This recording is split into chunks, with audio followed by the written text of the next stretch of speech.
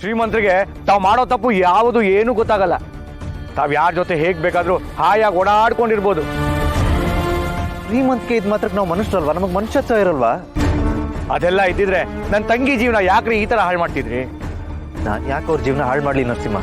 ಅವ್ರು ನೋಡೋಕ್ಕೆ ಅಂತ ತಾನೇ ಅಲ್ಲಿಂದ ಇಲ್ಲಿಗೆ ಬಂದಿರೋದು. ನೋಡಿ, ನಿಮ್ಮಲ್ಲಿರೋ ಗುಣ ನನ್ನ ತಂಗಿಗೆ ಇಷ್ಟ ಆಗಿಲ್ಲ ಅನ್ನೋ ಒಂದೇ ಒಂದು ಕಾರಣಕ್ಕೆ ಅವಳು ಅಲ್ಲಿಂದ ಇಲ್ಲಿಗೆ ಬಂದಿರೋದು.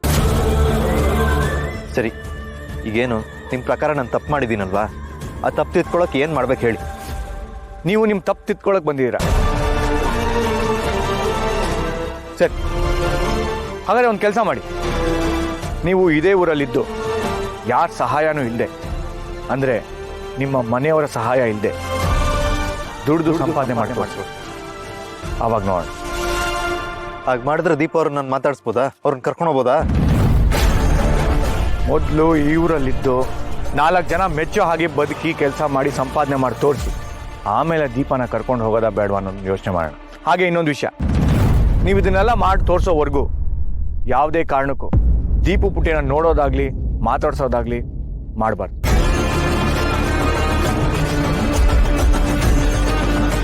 ಆಯ್ತು, ದೀಪ ಅವ್ರಿಗೋಸ್ಕರ ನಾನು ಏನು ಬೇಕಾದರೂ ಮಾಡ್ತೀನಿ. ಒಟ್ಲ ನನಗವ್ರ ಪ್ರೀತಿ ಬೇಕು. ಬರೀ ಬಾಯಿ ಮಾತಲ್ಲಿ ಹೇಳಿದ್ರೆ ಸಾಕಾಗಲ್ಲ. ಮೊದಲು ದುಡ್ಡು ತೋರಿಸಿ, 4 ಜನ ಮೆಚ್ಚೋ ಹಾಗೆ ಬದುಕು ತೋರಿಸಿ. ಅದಕ್ಕೆ ಮುಂಚೆ ನಿಮ್ಮ ಹತ್ರ ಇರೋ ಪರ್ಸು, ಆ ಬೆಲೆ ಬಾಳೋ ವಸ್ತುಗಳೆಲ್ಲ ಕೊಡಿಲಿ. ಅಷ್ಟೇ ತಾನೇ? ತೋಳಿ.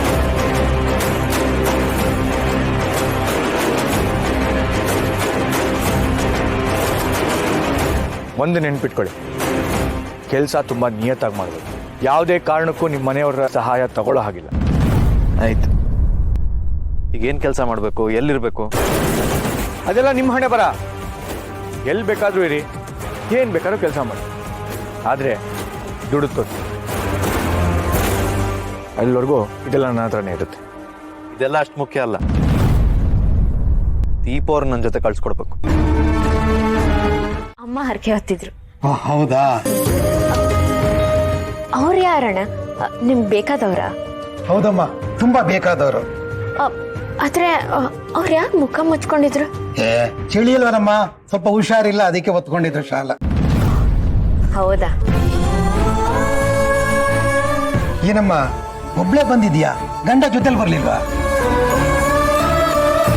ಅದಣ್ಣ, ಅವರು ಕೆಲ್ಸದಲ್ಲಿ ಬಿಜಿ ಇದ್ದಾರೆ, ಅದಕ್ಕೆ ನಾನು ಒಬ್ಳೆ ಬಂದೆ.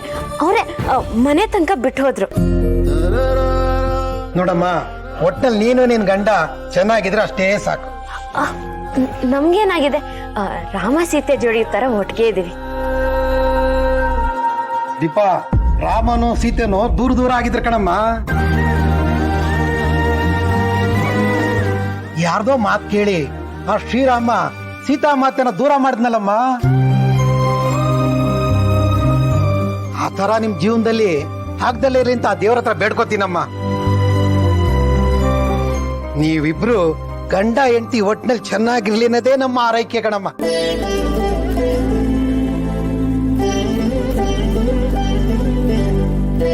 ತುಂಬಾ ಸಂತೋಷ ಅಣ್ಣ. ನನ್ನ ಹಣೆಯಲ್ಲಿ ಏನ್ ಬರ್ತಿದ್ಯೋ ಅದೇ ಆಗುತ್ತೆ ಬಿಡಿ. ನಿನ್ ಗಂಡ ಸಿಕ್ಕಿದ್ರು ಅವನ್ಗೂ ಇದೆ ಮಾತು ಹೇಳ್ತೀನಿ. ಅವ್ರು ಯಾಕೆ ಇಲ್ಲಿಗೆ ಬರ್ತಾರೆ? ಏನ್ ಯೋಚನೆ ಮಾಡ್ತಾ ಇದೀಯಮ್ಮ? ಏನಿಲ್ಲ, ಪ್ರಸಾದ ಕೊಡ್ತೀನಣ್ಣ.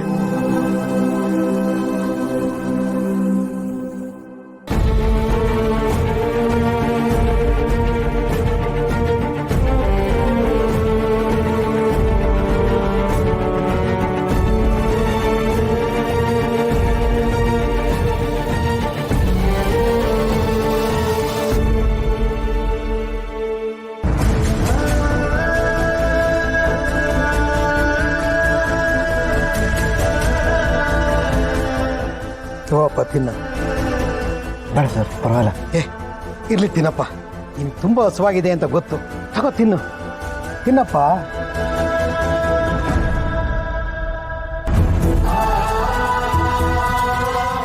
ನಿಮ್ಮಿಬ್ರು ಮಧ್ಯೆ ಏನೋ ಸರಿಗಿಲ್ಲ ಅಂತ ನನಗೆ ಚೆನ್ನಾಗಿ ಗೊತ್ತು. ಇದನ್ನೇ ದೊಡ್ಡದು ಮಾಡ್ಕೊಳಕ್ ಹೋಗ್ಬೇಡಿ. ಒಬ್ರಿಗೊಬ್ರು ಅರ್ಥ ಮಾಡ್ಕೊಂಡು ಚೆನ್ನಾಗಿರಿ. ನೀನು ನೀನ್ ಹೆಂಡತಿ ಮುಖನ ನೋಡಬಾರ್ದು ಅನ್ಕೊಂಡೆ, ಆದ್ರೆ ನೀನ್ ಹೆಂಡತಿ ಕೈಯಿಂದನೇ ಪ್ರಸಾದ ಇಸ್ಕೊಳಂಗಾಯ್ತು. ಇದೇನೇ ಕಣಪ್ಪ ವಿಧಿಯಾಟ ಅನ್ನೋದು. ನೋಡು, ಆರಾಮಾಗಿ ಪ್ರಸಾದ ತಿನ್ನು, ಆಮೇಲೆ ಮನೆಗೆ ಹೋಗೋಣ. ತಿನ್ನಪ್ಪ.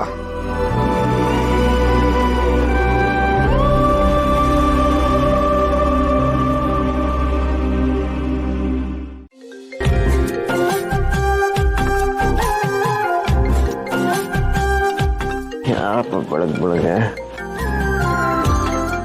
ಅದಕ್ಕೆ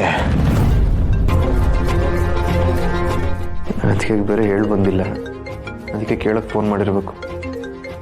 ನಾನಿಲ್ಲಿ ಹಿಂಗೆಲ್ಲ ಕಷ್ಟಪಡ್ತಿದ್ದೀನಿ ಅನ್ನೋದನ್ನ ಹೇಳಿದ್ರೆ ಈಗಿಂದೀಗಲೇ ಹೊರಟು ಬಾ ಅಂತಾರೆ. ಹೇಳ್ತಿರೋದೇ ಒಳ್ಳೇದು. ಹಲೋ ಅದಕ್ಕೆ. ಚಿರು, ನೀನು ದೀಪನೂರಿಗೆ ಹೋಗಿಲ್ಲ ತಾನೆ? ಇಲ್ಲ ಅದಕ್ಕೆ, ನಾನು ಯಾಕೆ ದೀಪ ಅವ್ರ ಊರಿಗೆ ಹೋಗ್ಲಿ?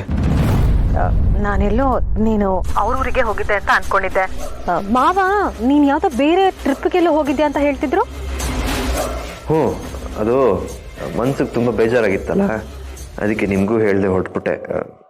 ಸಾರಿ ಅದಕ್ಕೆ. ಇಟ್ಸ್ ಓಕೆ ಸಿರು, ನಿನ್ನ ಪರಿಸ್ಥಿತಿ ನನ್ಗೆ ಅರ್ಥ ಆಗುತ್ತೆ. ಆ ದೀಪ ಇಲ್ಲ ಅಂತ ನೀನೇನು ತಲೆ ಕೆಡಿಸ್ಕೋಬೇಡ. ಆ್ಯಕ್ಚುಲಿ ಅವಳು ಹೋಗಿದ್ದೆ ಒಳ್ಳೇದಾಯ್ತು. ನೀನು ಆರಾಮಾಗಿ ಟ್ರಿಪ್ ಎಲ್ಲ ಮುಗಿಸ್ಕೊಂಡು ಬಾ, ಓಕೆನಾ? ಹಾಂ ಅದಕ್ಕೆ, ನಾನು ವಾಪಸ್ ಬಂದಾಗ ನಿಮ್ಮೆಲ್ರಿಗೂ ಒಂದು ಗುಡ್ ನ್ಯೂಸ್ ತೊಗೊಂಬರ್ತೀನಿ. ಗುಡ್ ನ್ಯೂಸಾ? ಏನದು? ಸರ್ಪ್ರೈಸ್ ಅದಕ್ಕೆ. ಆಯ್ತು, ಅದೇನು ಅಂತ ನೀನು ಬಂದ್ಮೇಲೆ ಗೊತ್ತಾಗ್ಲಿ. ಆದ್ರೆ ನನ್ನ ಮಾತನ್ನ ನೀನ್ ಮೀರಲ್ಲ ಅಂತ ನಾನು ಅನ್ಕೊಂಡಿದ್ದೀನಿ. ಸಾರಿ ಅದಕ್ಕೆ, ದೀಪ ಅವರನ್ನ ಮನ್ಸಾರೆ ಪ್ರೀತಿ ಮಾಡ್ತಿದ್ದೀನಿ ಅಂತ ನಿಮಗೆ ಹೇಗೆ ಹೇಳಲಿ?